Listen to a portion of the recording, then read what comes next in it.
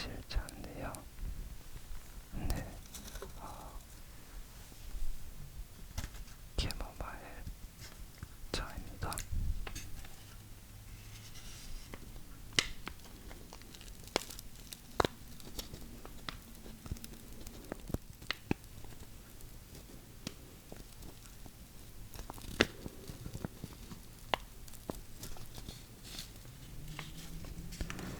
네, 병에 차 소리는 죄송합니다.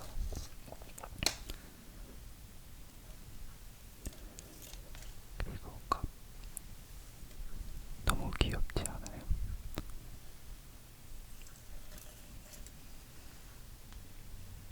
Ryan in the forest. 네, 물을 따라보겠습니다.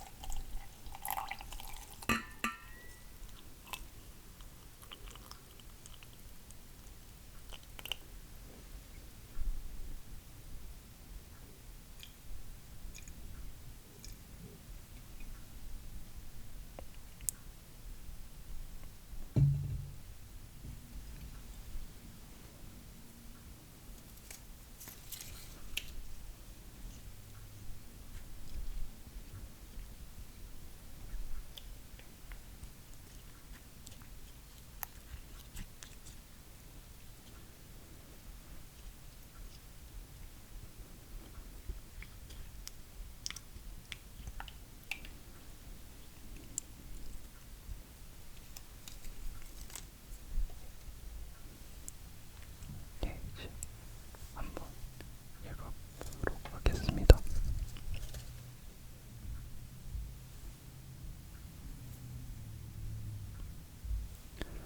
낮에 녹화를 하느라 차 소리가 많은데, 네, 죄송합니다.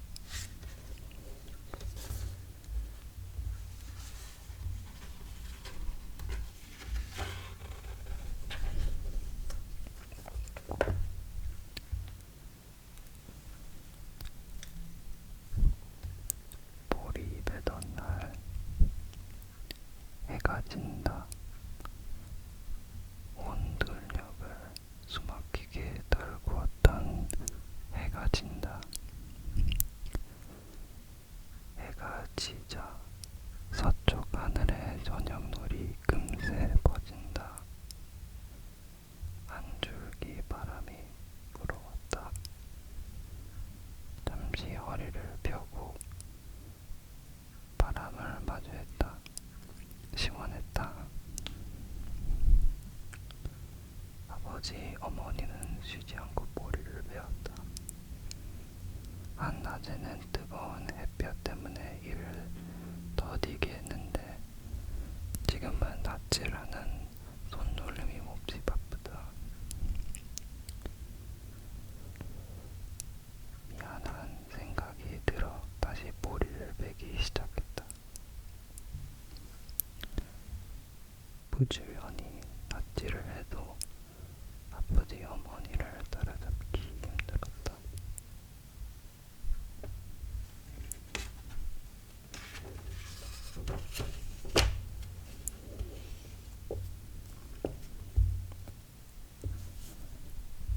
어머니가 허리를 비며 말했다. 명노야, 힘들지? 아니요. 조금만 더 하다 집에 가자.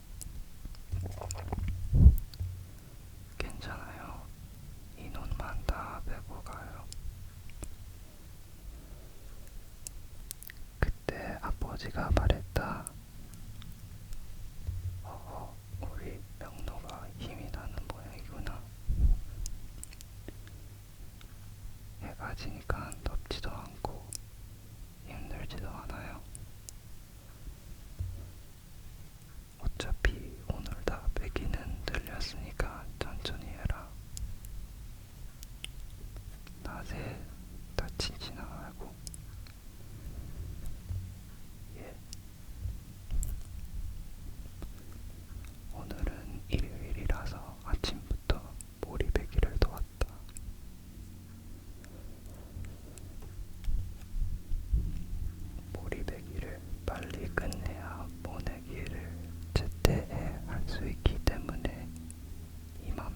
가장 바쁘다.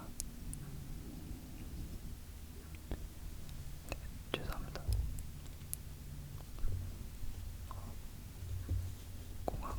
공항 옆에 근처에 살아서 네, 비행기 소리가 좀 자주 들립니다. 낮에.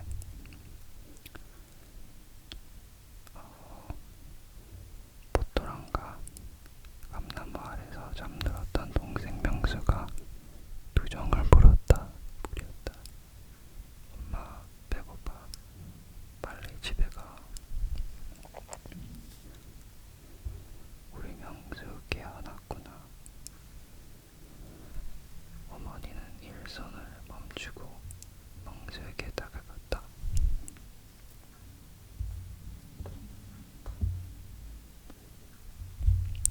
아버지도 덩달아 낙지를 멈추었다. 명수야, 이제 그만하자.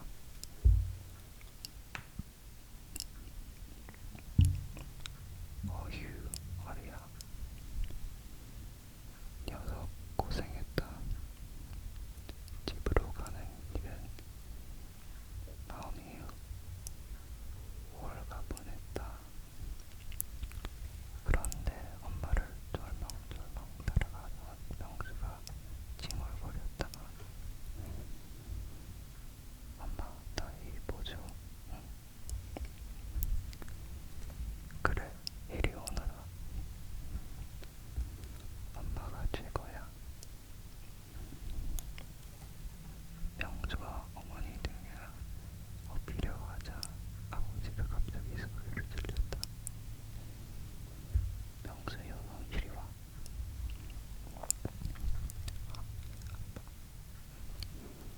엄마 힘드시니까 아빠한테 엎어요.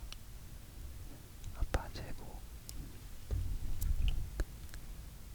복도로 길을 지나 버드네까지 왔다.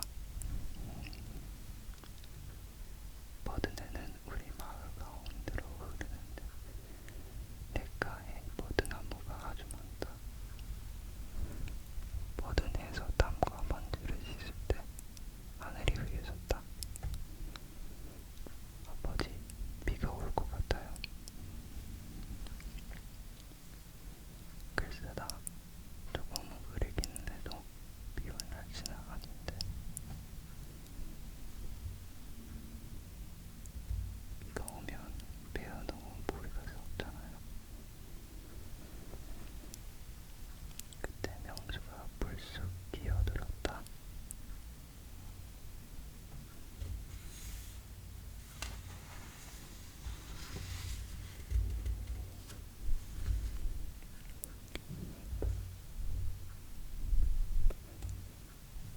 영아, 걱정 마.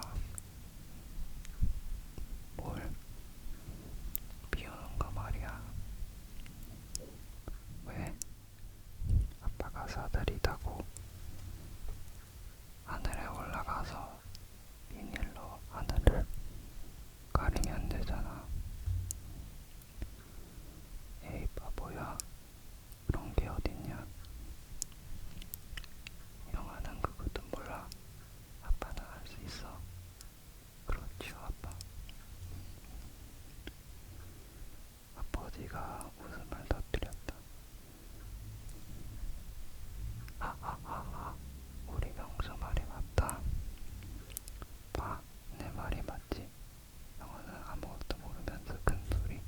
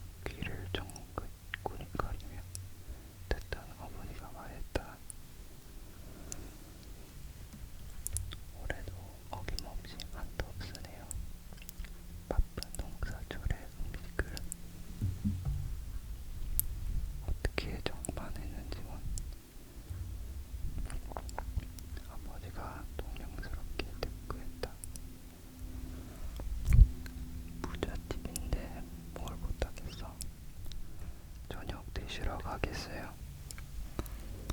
안 덕낸다는데 가보지 뭐.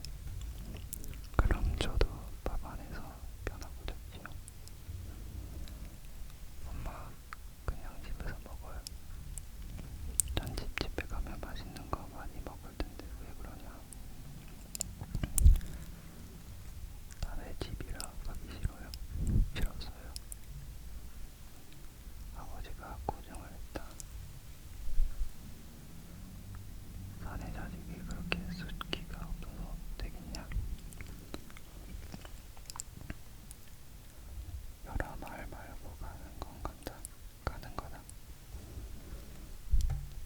하는 수 없이 아버지, 어머니를 따라 이장집으로 갔다. 이장집 대문 앞에 이르니 시끌벅적한 소리가 들렸다. 대문 안으로 들어가기가 망설여졌다. 이장집 아들 덕질이 때문이었다.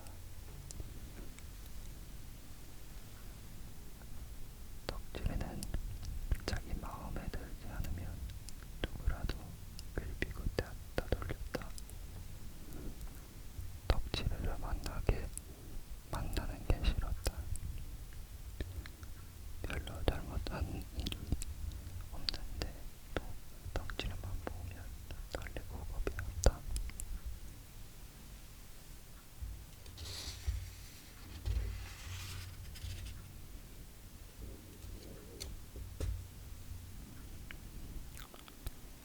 영노야 뭐하냐? 빨리 들어오너라. 알았어요. 어머니를 따라 주걱거리며 대문 안으로 들어섰다.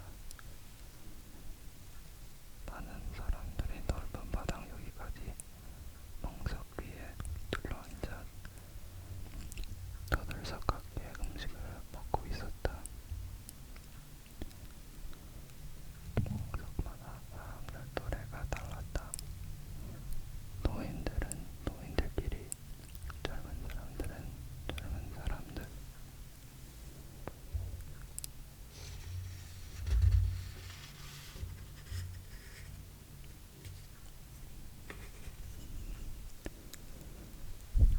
끼리 모여 앉아 있었다. 어머니는 명수를 드리고 식상 차리는 곳으로 갔다. 아버지는 덕질의 할아버지한테 인사를 한 다음 아버지 친구들이 있는 멍석으로 갔다. 다른 아이들이 모여있는 곳을 두리번거리며 자셨다. 마당 한쪽 멍석 위에 17명의 아이들이 밥을 먹고 있었다. 덕질이도 보였다. 동호가 나를 불렀다. 영노야, 어서와. 동호는 우리 이웃집에 산다. 동호가 부르는 소리에 아이들 눈길이 한꺼번에 나에게 쏠렸다. 괜히 얼굴을 화끈거리고 가슴이 두근거렸다. 덕질이가 명령을 하듯 말했다. 서명너 뭐하냐? 빨리 와. 알았어. 쭈뼛쭈뼛 다가가자. 동호가 말했다. 영노야 왜 이렇게 늦었냐? 맛있는 걸 다 먹어버렸는데 어떡하지? 괜찮아.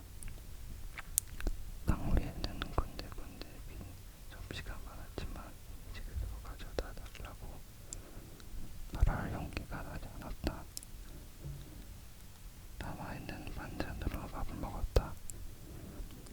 배가 고파서 허겁지겁 한 그릇을 다 먹었다. 그래도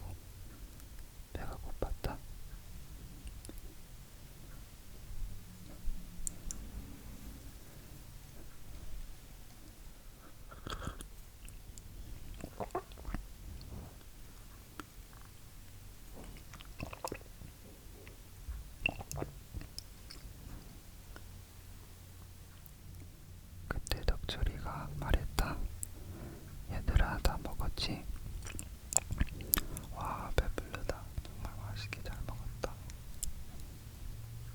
덕질이 옆에 있던 경주가 배를 쓸며 대답했다. 경주는 덕이 뾰족하여 얼굴이 새먹고 있다. 문에는 죽은 개가 많고 눈이 작았다. 경주는 덕질이를 그림자처럼 잘 따르고 기분을 잘 맞추어 주었다. 덕질이가 자리에서 일어나며 말했다. 얘들아, 전쟁놀이를 하러 가자. 좋아. 야, 재밌겠다. 한 사람도 빠져서는 안 돼. 자, 가자. 덕질이를 따라 아이들이 우르르 일어났다. 나도 어쩔 수 없이 아이들을 따라갔다. 마당을 가로질려 가는데 덕질이 어머니가 몰랐다. 덕질아, 덕질아. 왜요? 덕질이 어머니 손에는 떡이랑 과자가 담긴 쟁반이 들려 있었다. 너희들 어디 가는 거냐?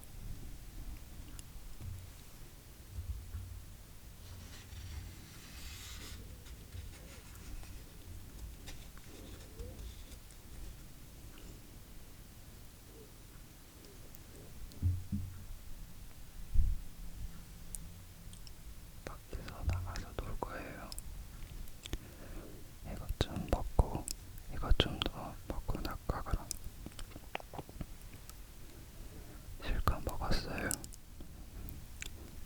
나는 뒤따라가면서도 떡과 과자가 자꾸 생각났다. 입안에 침이 괴고 뱃속에서는 먹을 걸 달라고 고르륵 거렸다. 주춤거리는 나에게 경수가 빈잔을 주었다. 서명로, 빨리 와. 아, 알았어. 마을 가운데 있는 회관으로 갔다. 회관 앞으로는 버드네가 흐르고 있다. 회관 바닥에서는 덕질이 마음대로 변을 걸었다. 갈랐다. 4명씩 한 변이 되었는데 나는 동호와 같은 변이 됐다. 밤에 하는 전쟁놀이는 잘 숨어야 이길 수 있다. 놀이는 양쪽 편이 몸을 숨긴 다음 시작한다.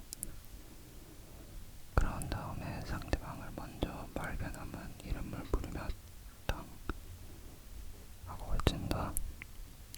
그런 방법으로 상대편을 모두 잡으면 이긴다. 동호와 함께 숨을 곳을 찾았다.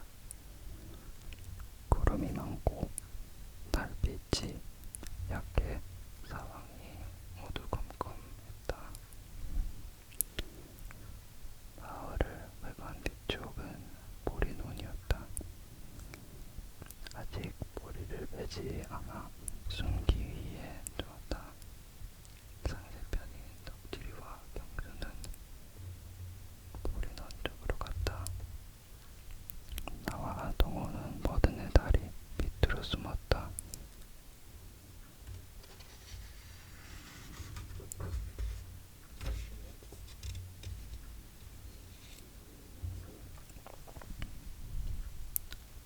다리 밑에서 버드네를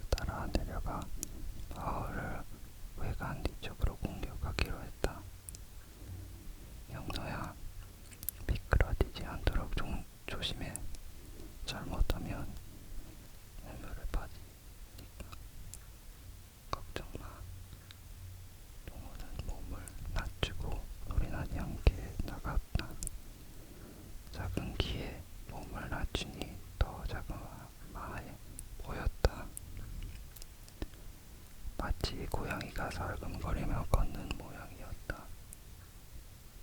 마을 회관에서 2~400m, 아니 20여 미터 떨어진 곳에 숨어 주위를 살폈으나 아무런 낌새가 없었다. 동호야, 여기서 기다리자. 나는 공격하고 싶은데 잘못하면 들킬 거야. 숨어서 기다리는 게 한두네. 아니야, 숨어있기만 하면 재미없어. 내가 먼저 공격할 테니 너는 나중에 놔라. 조심해. 바위돌은 기대한 하늘을 바라보았다.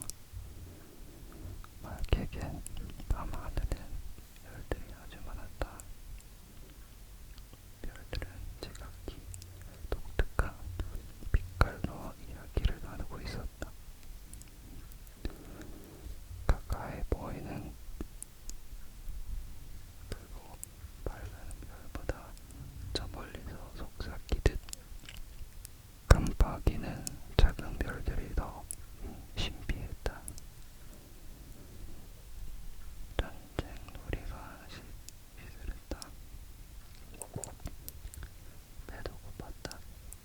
아무래도 원래 집에 가고 싶었지만 덕질이한테 혼날까봐 그럴 수 없었다. 그때 동호가 외치는 소리가 들렸다. 김경수 땅. 에이, 들켰네. 자식 생쥐 사치자 숨네. 경수가 두들거리며 떠들어댔다. 자기 변에게 동호가 있는 곳을 가르쳐 주려는 속셈이었다. 그러면 반칙인데도 동호는 경수에게 따지지 못했다. 마을 회관 쪽 다시 조용해졌다. 나는 동호를 돕기 위해 공격해 나갔다. 덕칠이네 뼈는 동호를 찾는 데만 정신이 팔려 내가 다가가는 줄은 꿈에도 모를 것이다. 회관 뒷문 쪽으로 나갔다. 문 안에서 소리가 나서 재빨리 그 자리에 엎드렸다. 조그만한 사람이 나타났다. 동호야. 명로야. 동호가 짧게 부르며 멈칫했다. 그때였다. 서명로 땅. 와, 이겼다. 회관 뒷문으로 덕질이와 경수가 거들먹거리며 나타났다. 우리 연이 지고 말았다. 동호가 어떻게 잡혔는지 궁금했다.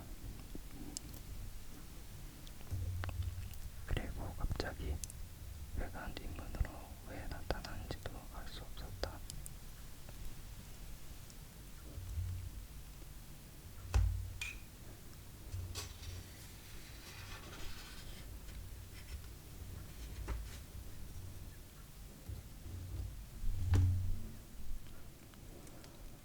전쟁놀이가 끝나고 집으로 돌아가는 길에 동화와 단둘이 걸었다. 동화야, 전쟁놀이 할 때 누구한테 잡혔어? 그건 왜? 그냥 궁금해서. 덕질이한테 잡히고 말았어. 전쟁놀이 대장인 네가 어쩌다가 잡혔냐? 왜 꼬치꼬치 개묻게 그래? 사실대로 말해봐. 너 눈치 챘구나. 그럼 일부러 잡힌 거야. 하면서 왜 그러냐? 너 같으면 덕질이를 이길 수 있겠냐?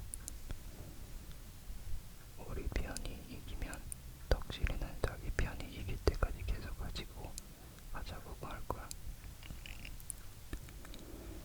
그렇다고 일부러 지다니 너무했다. 덕질이 같은 애는 살살 기분을 맞춰줘야 우리가 편해.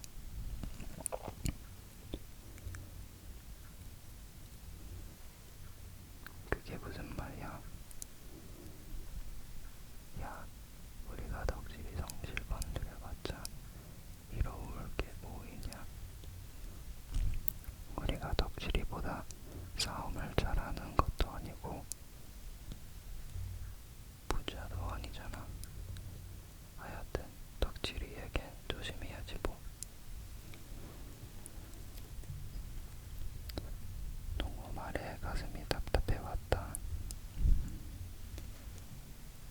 동호에게 비겁하다고 말할 수 없었다. 나 자신도 덕질이한테 당당하게 행동하지 못하기 때문이었다. 집으로 가는 발걸음이 무겁기만 했다.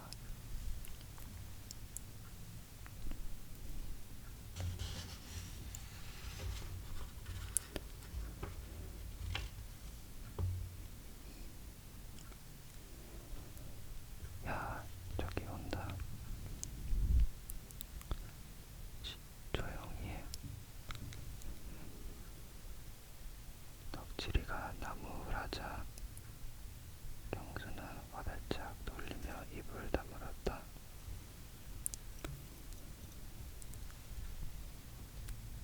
버든의 건너 안길 아래쪽에 자그마한 사람이 천천히 걸어오고 있었다. 멀리서 보아도 누군지 금세 알 수 있었다. 매골 암자에 사는 스님이었다. 따가운 6월 햇살에 맨송맨송한 스님 머리가 반짝였다.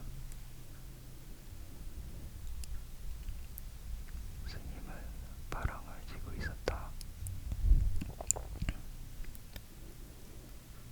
바랑 속에는 시주로 같은 곡식이 들어있을 것이다. 야, 나가자. 덕질이가 신호를 하자 우리는 마을 회관 다음 모퉁이에서 우르르 몰려 나갔다. 덕질이가 굳게 말했다. 모두 준비됐지? 됐어. 자, 시작. 덕질이 지지에 우리는 큰 소리로 노래하기 시작했다. 땡땡 대갱 대개중 땡땡 대개중 땡중 땡중 땡중 개똥 밟고 미끄러져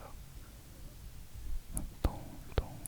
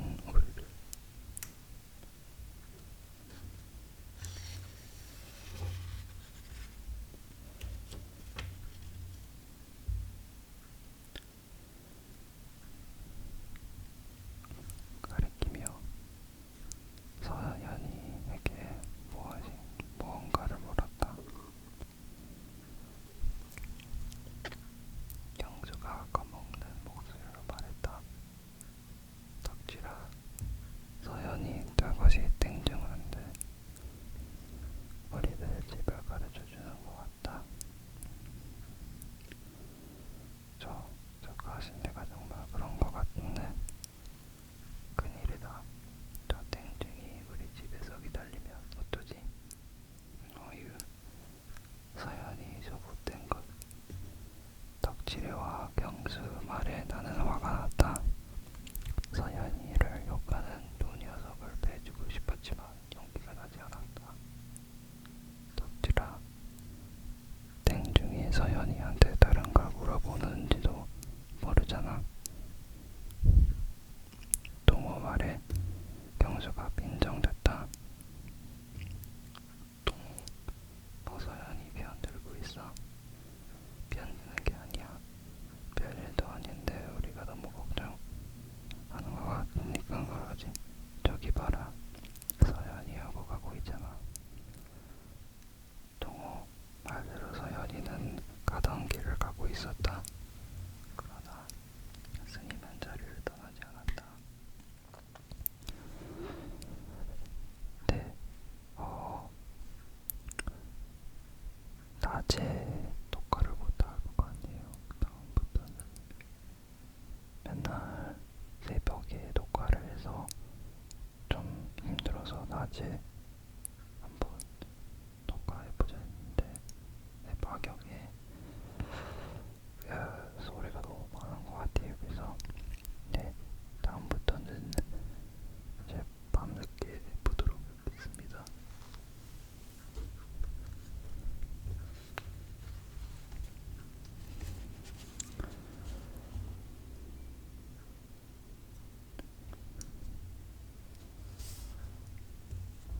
조금 아까 전에 누가 계속 잔디를 자르고 있어서 네, 편집 해야 될 것 같네요. 어디 있었지?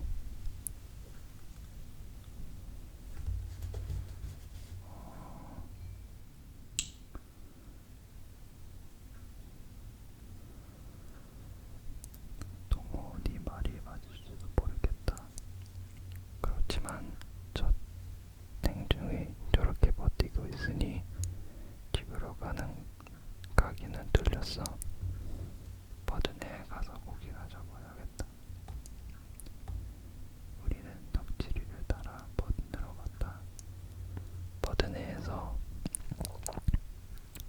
물살이 약한 곳을 골라 물길을 막기 시작했다. 돌을 얼기 설기 쌓은 다음 물불로 틈새를 막았다.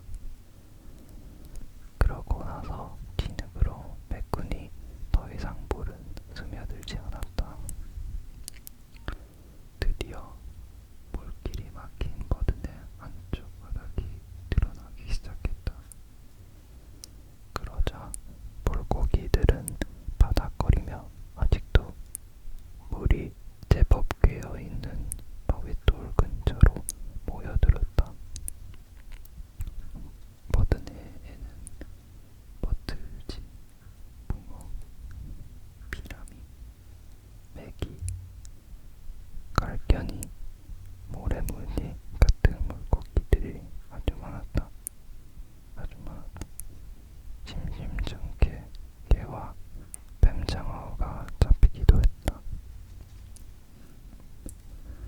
야, 이쪽은 내가 맡았으니 너희들은 저쪽으로 와서 잡아. 알았어. 바위 주변으로 다가가던 아이들이 주춤거리며 물러났다. 덕질이 혼자서 좋은 자리를 차지하려고 하는데도 아무도 따지지 못했다. 덕질아, 내가 잡아줄 테니까 나도 여기서 잡아. 그래, 고마워. 헤헤헤. 야, 이것들을 다 잡으면 매운탕 끓여 먹어도 되겠다. 덕지류와 경수는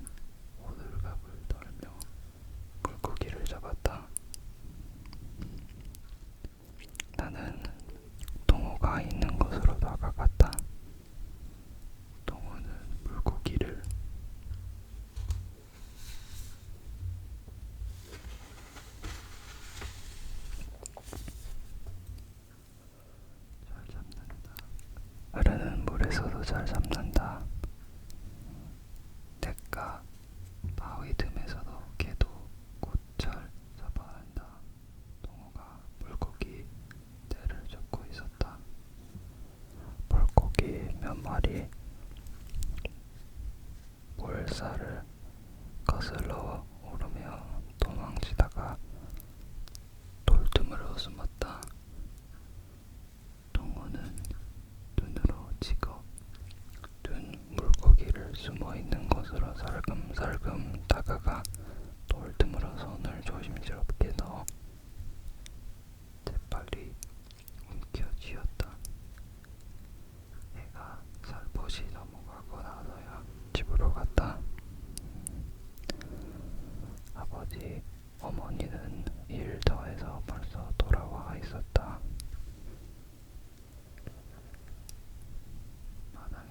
마당에 들어서자 우물가에 있던 어머니가 나물었다. 너는 어딜 그렇게 싸 돌아다니는 거냐? 친구들과 놀았어요. 내일부터는 논을 갈아 모내기 준비를 해야 하니까 학교 공부 끝나면 곧바로 아버지 일을 도와드리도록 해라. 그때 아버지가 외양간 쪽에서 소와 돼지에게 먹이를 주면서 말했다. 명노야, 삼거리 술집에서 막걸리 한 대 받아오너라.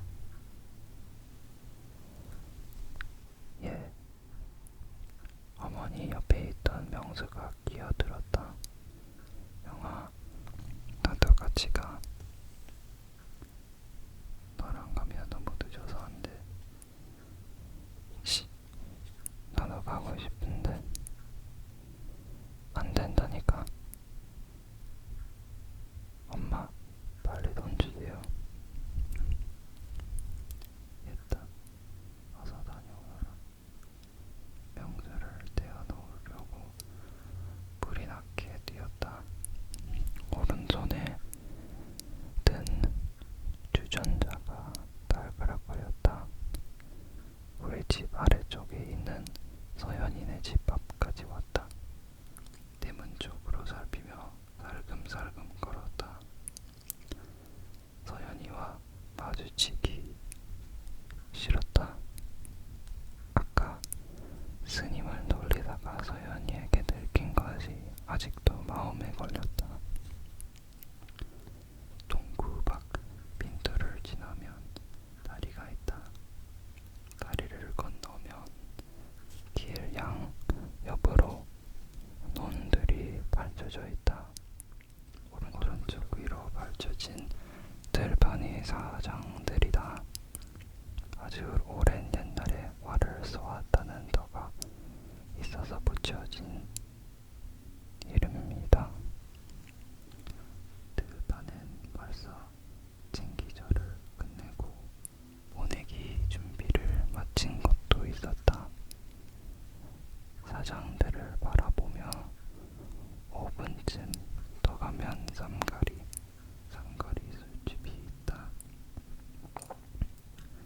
술집 앞에는 아주 오래된 느티나무가 있어서 이 술집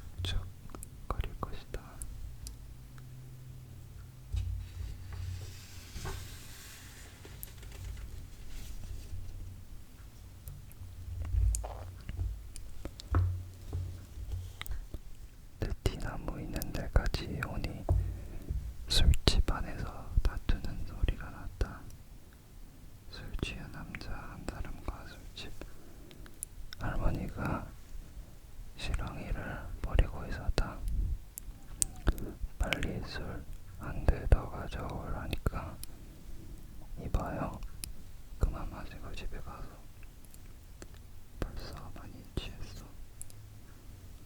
잔말 말고 빨리 술 달란 말이야, 술. 아이고, 사람 치겠네.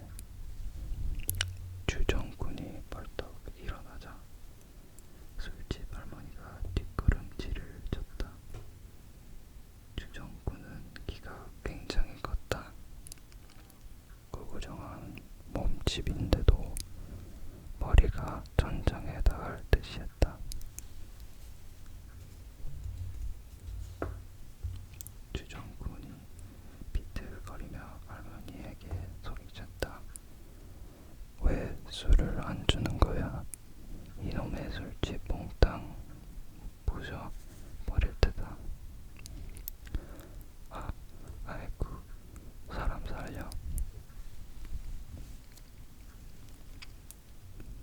주정꾼은 의자에 발이 막 걸려 기우뚱거렸다.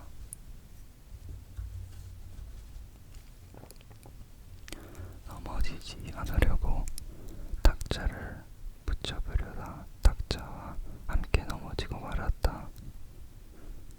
와당 쿵당 쨍그랑. 탁자 위에 널려있던 접시와 술병들이 떨어져 깨지는 소리가 났다. 이놈아, 나하고 무슨 원수가 졌다고 그렇게 부르는 거냐? 차라리 날 죽여라, 죽여. 이놈의 할망구가 죽고 싶어 환장했군. 주정꾼이 의자를 지켜들었다. 그때였다. 여보시오, 당장 멈추시오. 누군가 소리치며 바람처럼 술집으로 달려갔다. 뒷모습을 보니 누군지 알 수 있었다. 매골 스님이었다. 스님이 술집 안에 대고 소리쳤다. 여보시오, 행패 그만 부리고 썩 나오시오. 뭐야? 나무관 세운보살 늙은 땡중아, 잠깐 얼굴 소리 꺼져. 주정꾼이 문 밖으로 나와 스님에게 다가갔다. 스님이 며칠 걸음 뒤로 물러났다. 주정꾼은 스님보다 몸집이 2배나 커 보였다. 주정꾼이 스님을 단번에 때려 눕힐 것 같았다. 그런데 스님은 명령 같은 목소리로 주정꾼을 나무랐다. 이것 보게 정말 정신 못 차리겠나? 한 주먹감도 안 되는 중놈이 나불거리기는 잘하는군.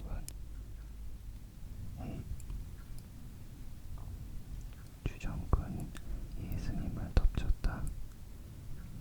그 순간 나는 두 눈을 감고 말았다.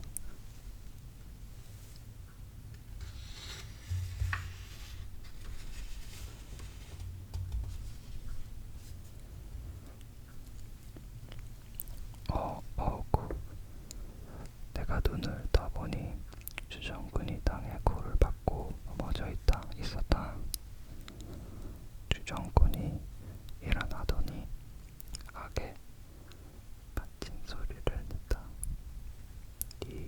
이놈의 땡중, 여보게 그만두게. 주정꾼이 다시 달려들었다. 이번에도 주정꾼은 스님의 옷깃 하나 건드리지 못했다. 눈 깜짝할 사이에 주정꾼이 스님 머리 위로 더 올라져 만큼 나가 떨어졌다. 아이고. 주정꾼이 재치는 비명을 질러댔다. 내 다리. 아이고, 아파. 다리가 부러졌어. 입을 다물지 못했다. 늙은 스님이 어떻게 저런 힘을 쓰는지 두 눈으로 보고도 믿지 못할 지경이었다. 스님이 다가가자 주정꾼이 더 크게 소리쳤다. 아이고, 나 죽네. 여보게, 어디 좀 보세. 저리가 땡중아.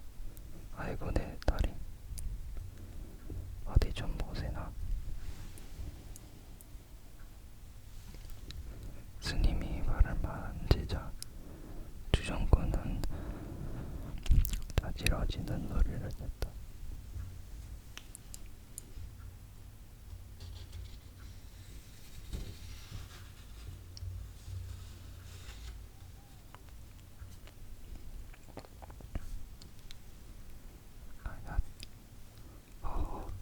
발목을 삐끗했군. 조금만 참게. 어느 정도 다쳤는지 살펴봐야겠네. 스님은 주정꾼의 발목을 여기저기 만졌다.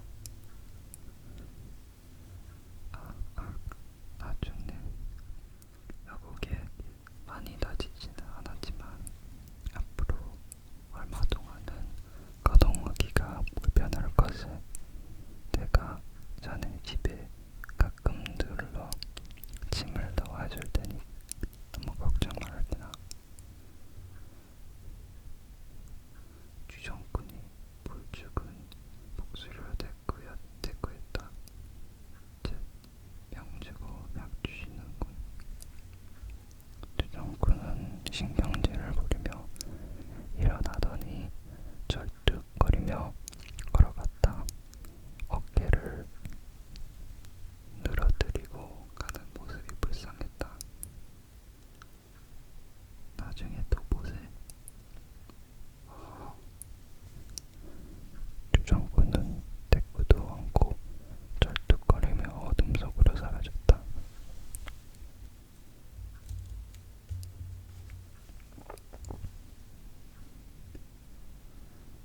주정꾼이 사라지자 할머니가 혀를 쯧쯧쯧 코를 줬다. 그것 참. 그런데 사람 집은 어디입니까? 저기 학교를 지난 첫 번째 골목 끝집이랍니다.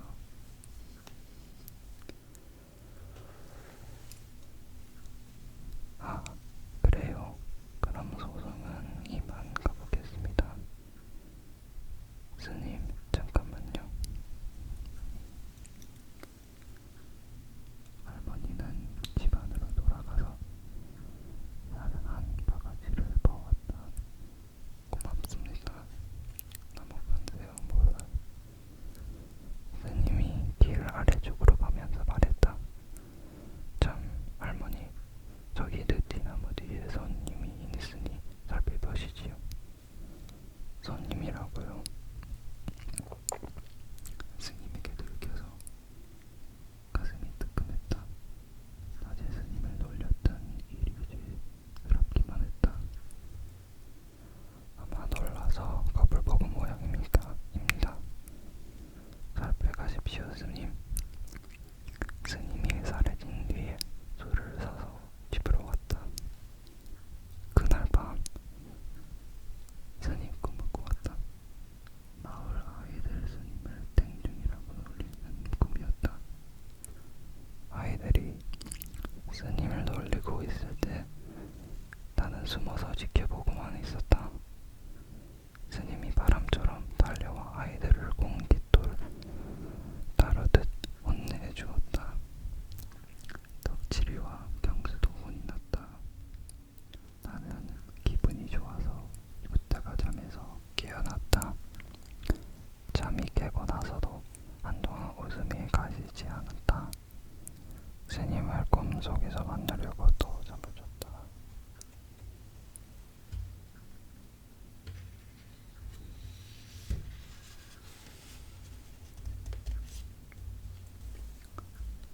축구공.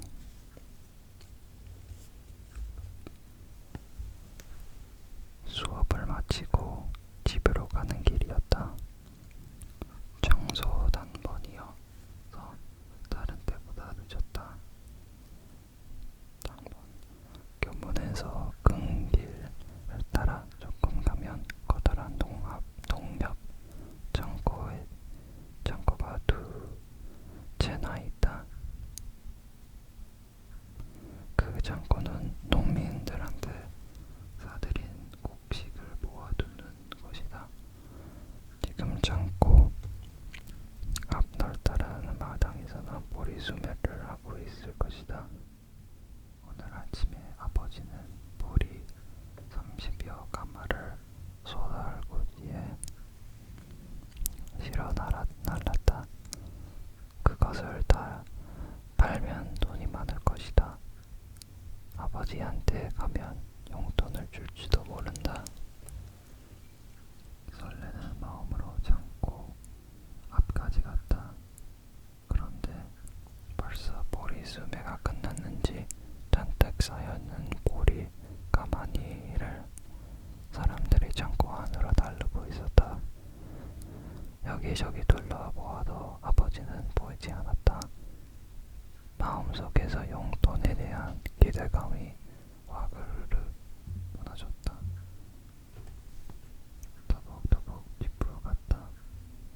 삼거리 느티나무 술집에 이르니 사람들이 시끌시끌했다. 보리수매를 마친 어른들이 술을 마시고 있었다. 술집에서 더드는 소리에 걸음을 멈추었다. 아버지의 목소리가 들렸다. 반가움에 가슴이 두근거렸다. 그런데 아버지는 못마땅한 일이라도 있는지 목소리를 높였다. 빌어먹을 재미없어서 못 살겠어. 아무리 농사를 지어도 빚만 쌓이니 뭔가 잘못돼도 한참 잘못됐어. 아버지 말에 옆에 있던 아저씨들도 맞장 붙였다. 유, 수매 날에 즐겁지 못하고 한숨만 쌓이니원. 나는 비료값에 농약값에 농협 아잣돈 물고 나니 한 푼도 남지 않았네. 나도 마찬가지야. 아버지와 아저씨들 이야기를 듣고 나니 용돈에 대한 생각은 저만큼 달아나고 말았다. 집으로 가는 길이 멀고 지루하기만 했다. 마을 앞까지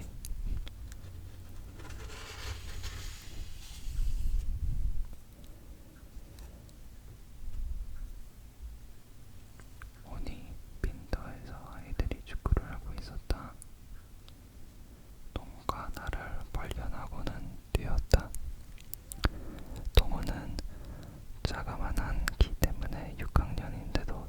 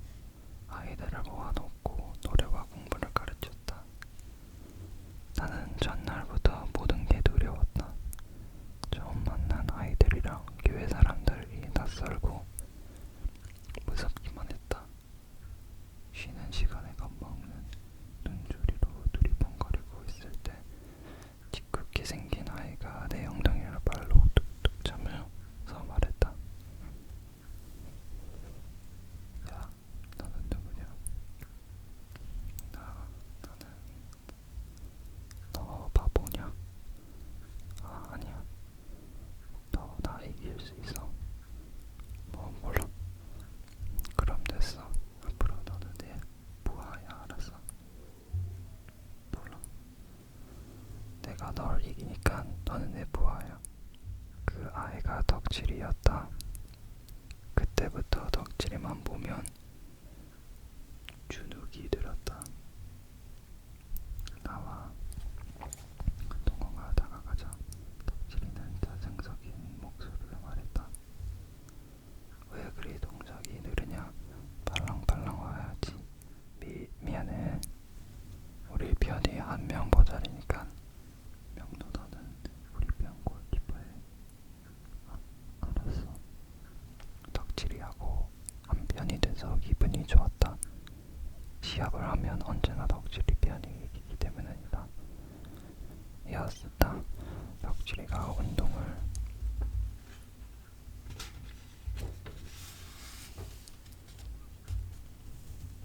잘하기도 하지만 덕질이는 자기네 편이 지고 있으면 이길 때까지 했다. 지난 토요일에는 축구를 2시간이 넘도록 했다. 축구공은 덕질이 것이다. 우리 마을에 하나밖에 없는 축구공이다. 편을 잘 나눴는지 좀처럼 골이 들어가지 않았다. 한참 지나서 덕질이가 한 골을 넣었다. 하지만 곧이어 우리도 한 골을 먹고 말았다. 동점이 되자 서로 지지 않으려고 기를 썼다. 모두 옷통을 벗어 던지고 땀을 뻘뻘 흘리며 뛰어다녔다. 빈터 주변쯤에서 상대편이 골을 길게 찼다. 공은 4개로 곧장 날아왔다. 서명도 잘 잡아 양발을 벌리고 날아오는 공을 와락 안았다. 공은 내 가슴에 맞고 튕겨나갔다. 그때 상대편이 재빠르게 달려와 공을 찼다. 골인. 와, 역전시켰다. 덕질이가 씩씩거리며 다가왔다. 두 눈을 가늘게 뜨며 두달 걸렸다. 야, 그것도 못 참냐? 가서 공격해. 내가 골키퍼 할 테니까. 알았어. 덕질이는 내 뒤통수에다가 대고 소리쳤다. 너희들 당장 한 골 넣어야 돼. 축구로 하고 공격해. 알았어. 우리 편은 덕질이 말을 복종이라고 한듯 우르르 몰려 나갔다. 상대편 아이들도 몰려 나왔다. 공을 사이에 두고 뺏고 빼앗기는 복세동을 이루었다.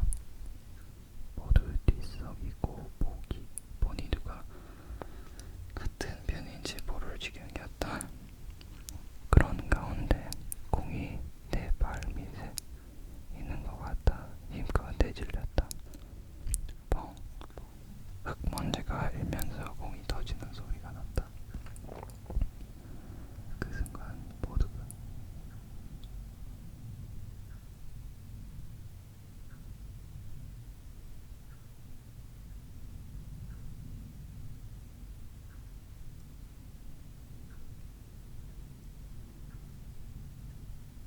펑! 흙먼지가 일면서 공이 터지는 소리가 났다. 그 순간 모두가 약속이라고 한 듯 동작을 멈추었다. 큰일 났다. 공이 터졌다. 그때서야 아이들이 수근거리기 시작했다. 누가 그랬지? 덕질이가 뛰어오며 소리쳤다. 누가 내 공 터뜨렸어? 누구냐니까? 아무도 대답을 못했다. 내가 잘 때 터진 것 같기도 해서 가슴이 두근거렸다. 하지만 나 때문은 아닐 것이다. 여러 명이 뒤섞여졌기 때문에 누가 터뜨렸는지 알 수 없는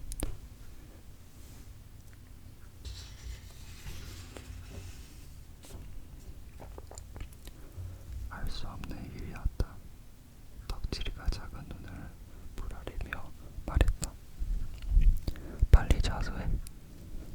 덕질이와 눈이 마주친 아이들은 화들짝 놀라며 불러섰다. 난 안 그랬어. 나도 아니야. 나는 저쪽에 있었단 말이야.